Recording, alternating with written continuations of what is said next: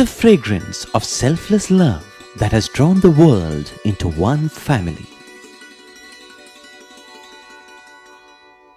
The truth of an eternal message that has been revealed through every act and word.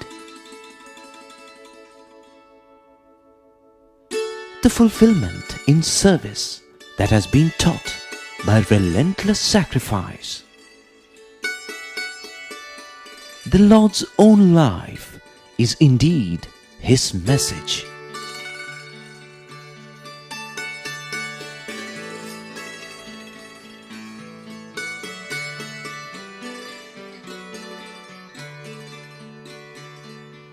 Sai Ram. On this beautiful and bright sunny day, welcome to the 7th episode in our serial presentation entitled Message of the Lord. Just to remind you, the first 2 episodes were in the nature of an introduction to the life of Bhagwan Baba, and thereafter we have been discussing various aspects of Swami's teachings. Last time we focused on the omnipresence of God in the entire universe. As I told you then, we may see many different and diverse objects as well as beings, but from a spiritual point of view, we must never forget that God is present in all entities, both animate and inanimate.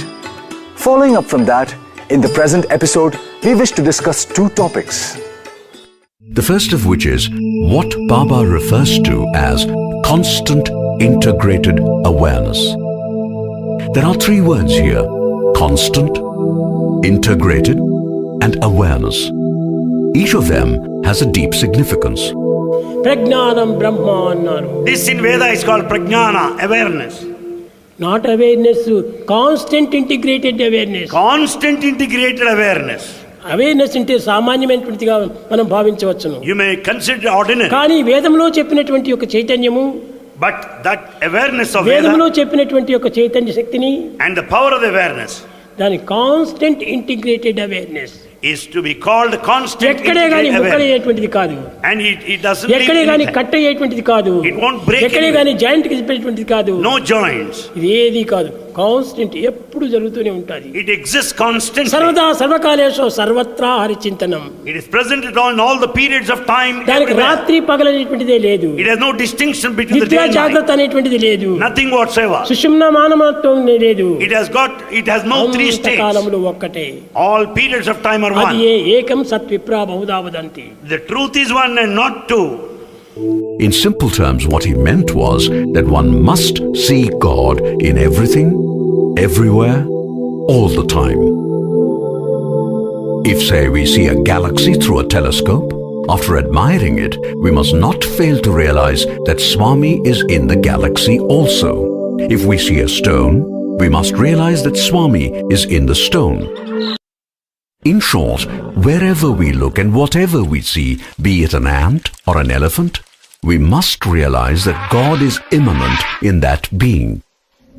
If we keep on doing that, we would realize, as Swami often reminds us, that there is no place in the universe where God is not present. Indeed, the entire universe is only God and nothing but God. Achieving that realization is what constant integrated awareness is all about. Now you might ask, why on earth should I worry about this constant integrated awareness that you're talking about? I'm a busy person and I have very important things to do. Okay, tell me, what benefits will I get out of this constant integrated awareness? What is there in it for me? Well, becoming aware of God's omnipresence and staying in that state of awareness all the time will certainly not increase your bank balance, fetch you awards and things like that. However, there is something far more precious that one can gain, which is God's limitless grace and a quick reunion with Him, after which it would be nothing but bliss all the time. So, there is something at the end of the rainbow, if that is what you want to know. Meanwhile, someone quite practical might argue, yeah, I'm a businessman. I pray to God, I worship Him, I go to the temple. And now you're telling me I should see God in everything I do, including my clients, my customers? I make offerings to God, and I'm supposed to be making offerings, free offerings to my customers? Doesn't make sense to me. I've got a business to run here. I've got salaries to pay. It's just far too complicated for me to understand. Now that is a very good point. Sorry. And let us see what Swami says about it. Baba's point is simple, and he essentially says, "My dear fellow, you seem to be in a tearing hurry and do not pause even 1 second to think about what I am saying. Did I ask you to give anything free? Did I say, do not make profit? Now listen carefully to what I mean when I say, see God in every person. First ask yourself, what is God? The answer is simple. God is Satya, Dharma, and Prema.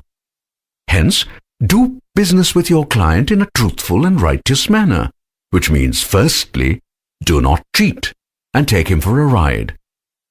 You do not have to fall at the feet of the client or give anything free, but just do honest business.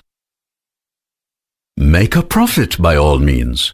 The code of Dharma allows you to do that, but do not gouge him for heaven's sake. Profits must be moderate and never excessive nor amount to exploitation. Free market advocates might tell you that price is what the market can bear, but that is not Dharma. So you see, the practical implication of cultivating this constant integrated awareness, or the CIA principle, if I may call it that, is that it would help us to perform actions keeping God in view, but in accord with the needs of the occasion. That is how one must live in this world, reacting no doubt to short-term considerations, but always keeping the long-term in view. And long-term consideration means that the ultimate goal of life is to go back to God from whom we all have come. There is a balance between the short and long-term objectives, and I hope that is clear. Having discussed the CIA principle, which is the first of the two topics that I wish to present in this episode, let me turn to the second one. People sometimes ask, especially those undergoing great difficulty and pain, "Oh God, why did you create this universe and put me in it?" Fortunately for us, Swami has given the answer, which is, I separated myself from myself in order to love myself.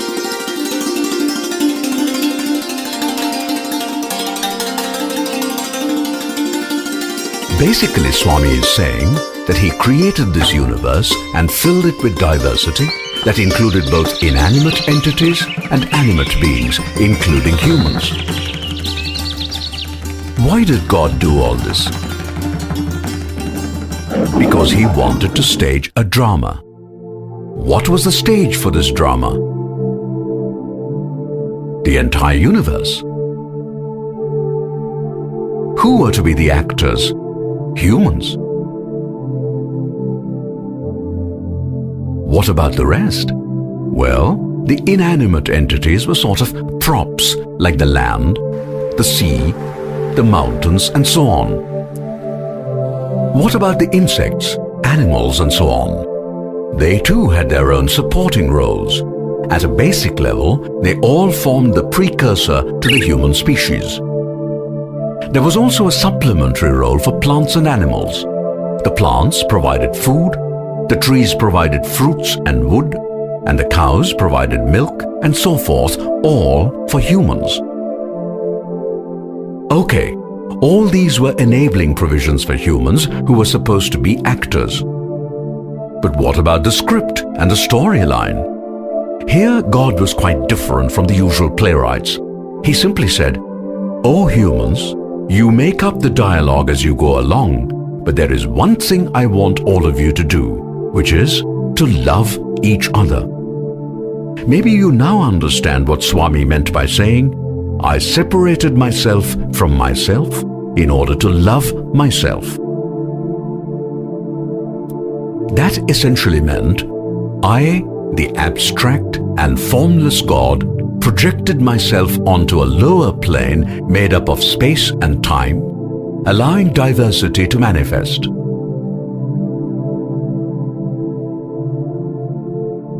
I became immanent in all aspects of this diversity, so that my love became embedded in every bit of the universe.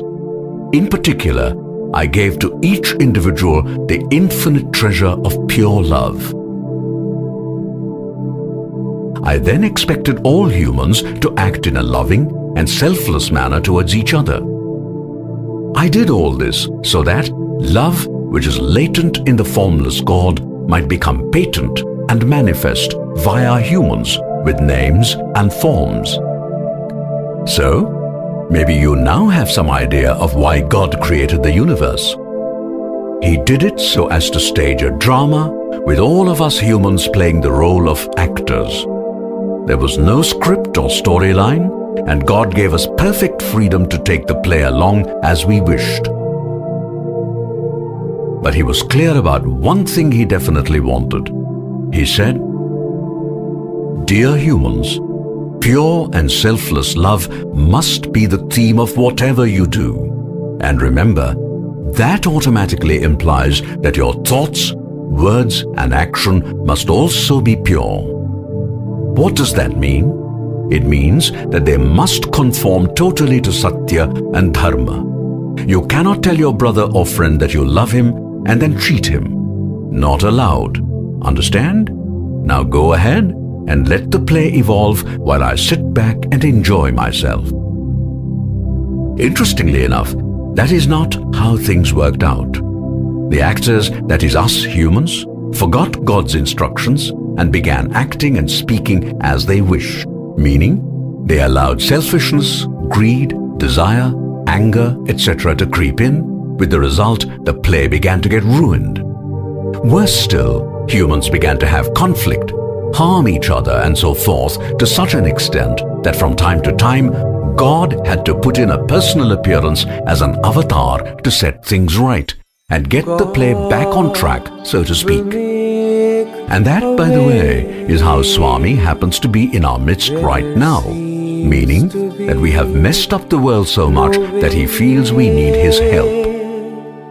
Teach me, O Swami, teach me, my Lord, that you are in me and I'm in you. Let me remember with every breath I take that I'm your child. But let us search our hearts and ask, do we feel that way? Swami often says, "I give you what you want, interviews, rings, watches, etc., so that you would ask for what I have come to give."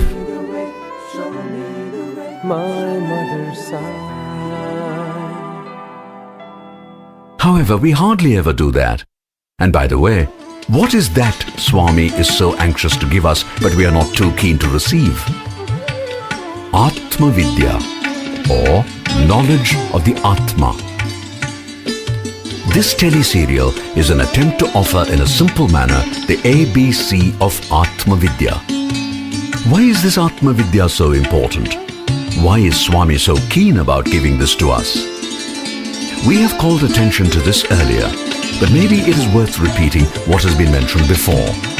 Swami says, ప్రాపంచికమైనటువంటి దేహ సంబంధమైన ప్రేమలంతా కూడాను దేహంతో ఆడుతూ పాడుతూ కూడుతూ ఉంటాయి.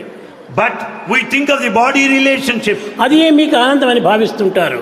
We consider it blissful. అది ఎప్పటికీ ఆనందం కాదు. But it's not permanent. ఏనాటికైనా శాశ్వతం కాదు. It's never permanent any time. Yes, my dear fellow, all that you can get from this world would be pleasure and pain in cycles. You want lasting happiness? That is called Ananda or bliss. Do you know the way to get it? Atma Vidya is the way to get it. ఈ లోకంలో మనం చదివేటువంటి చదువులు, all the knowledge of this world, ఎంఏలు బిఏలు pass అయ్యి వచ్చి పేరుగాచిన పెద్దవారులైనా, one might be scholars with all MA and BA degrees, సంపద పరుల నుండి సందాన పరులైనా, one may be rich enough, పుడమికీర్తిని Ganna పుణ్యులైన They may be charitable ఆయురారోగ్యములు అనవరతముండి with all the long పరిపూర్ణ span వరకు of life and వారైన strength. They may be, సతతము జపములు తపములు చేయొచ్చు సాధన నేర్పు సాధులైన they may be strong ones with all the muscle strength and health. సరిరాదు They may be men of penance నిజ and Vedic భక్తులకైనా chanting, but none can equal a devotee. ఇవన్నీ బయట సంపాదించేటువంటి చదువులే. All that we get from the outer world అయితే ఇవి only. కూడా మనకు ఉండాల్సిందే. Of course, it's also necessary. లౌకిక విద్యలంతా కూడాను లౌకిక జీవితాన్ని సంపాదిస్తుంది. The secular knowledge is to carry our living. ఆత్మజ్ఞానము ఆత్మతత్వాన్ని బోధిస్తుంది. The knowledge of the self speaks of the self, symbolizes it. కనుక ఇట్లాంటి జ్ఞానం చదివితే మనం ప్రయోజనం లేదు. Therefore, the physical knowledge is useless. కానీ చదువులు Knowing that we are too lazy to seek Atma Vidya, Swami teaches the same lesson in another way, which is most beautiful. Wonder what that is? Here it is. भजन बिना सुख शांति नहीं, भजन बिना सुख शांति नहीं, हरि भजन बिना सुख शांति नहीं, साई भजन बिना सुख शांति नहीं, हरि नाम बिना आनंद नहीं, साई नाम बिना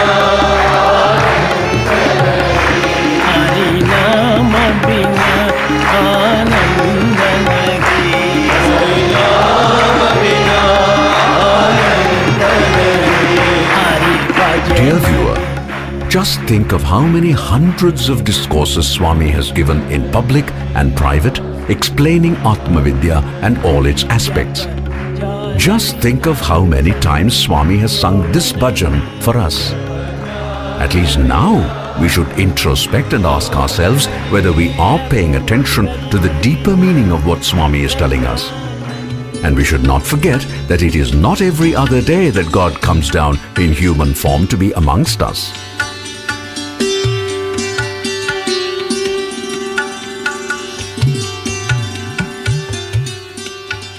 The times we are living in are truly out of the ordinary.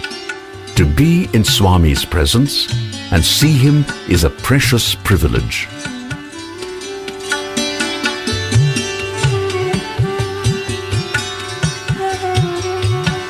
విద్యార్థులారా, Students, To have the opportunity to listen to his discourse is a sure sign of his grace. To serve him is a blessing that simply must not be missed. And remember, service to man is service to God. So, we really do not have to try to push ourselves to serve the physical Swami. Once we realize this broader aspect of service to God, then it becomes much easier to think of God, to serve God, and to please Him in various ways. The bottom line is simply this: every human being is an embodied soul. Unknown to itself, this soul is engaged in a journey towards God. In the early stages, the individual is unaware of this and wanders somewhat aimlessly, largely trying to find happiness in this world. Naturally, this leads to all sorts of ups and downs. Slowly, over many births, the individual begins to wake up, spiritually that is. Still, from time to time, the individual continues to lose his way, as a result of which the graph of the spiritual evolution goes up and down, rather like the stock market value. Eventually, there is a transition, after which the individual becomes a real pilgrim in quest of God. And when the individual gets close enough to God, the Lord, out of compassion, extends his hand and pulls over the devotee. The goal is finally reached, and it is bliss thereafter. Maybe we can now think in terms of a take-home lesson. I would say the lesson is: birth as a human puts the individual on the long road to achieving full awareness, which Swami refers to as constant integrated awareness. In that state, one may physically see diversity around, but always tunes to the God immanent within. Once one learns to see God in everything, everywhere, all the time, life becomes very different. it becomes one endless communion with God in a variety of ways, all of which fill the person with bliss or ananda. That, more or less, is the end of the road, barring the shedding of the mortal coil. I think it has been a heavy meal today with a lot of things to ponder about. So maybe we can take a break for now and meet again tomorrow to discuss and resume further. Meanwhile, I do hope you're enjoying the series and also find it useful. Thank you for being with us and meet us again tomorrow for the next episode. Jai Sai Ram.